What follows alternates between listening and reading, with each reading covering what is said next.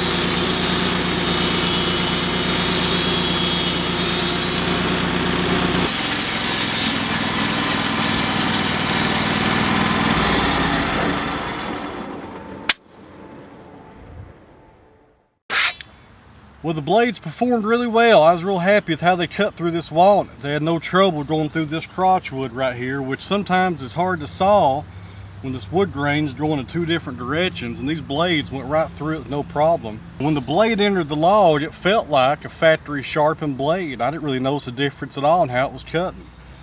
So that sharpener is going to pay for itself in no time, I believe, and keeping these blades sharp here at the mill. And there's one part of that blade I wasn't exactly sure about. There was a little bit of a burr left over after I did the grinding, and the burr completely removed itself when it entered the log. And that's what some buddies of mine told me. They said that when you start sawing into these logs, that burr will disappear with the first cut, and they were exactly right. So we got some really nice slabs here out of this walnut log. This is about a 5-footer. Had a little bit of a taper to it and a little bit of a sweep that we had to saw out to get to this crotch wood, but it was worth it. We got 2 nice crotch wood slabs out of it. They're 9/4 in thickness. And now we'll throw some water on them here and see how they look.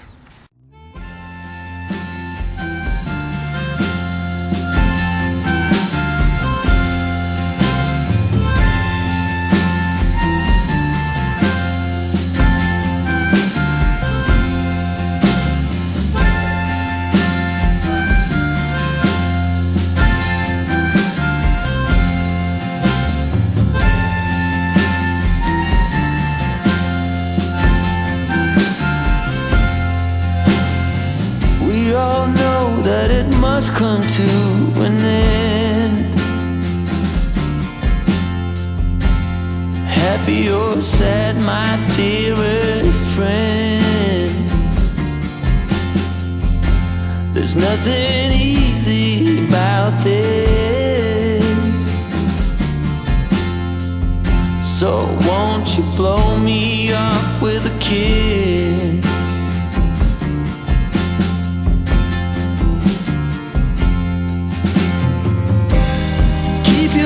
Steady, there will be hell to pay, and fire when ready, and we have nothing more to say.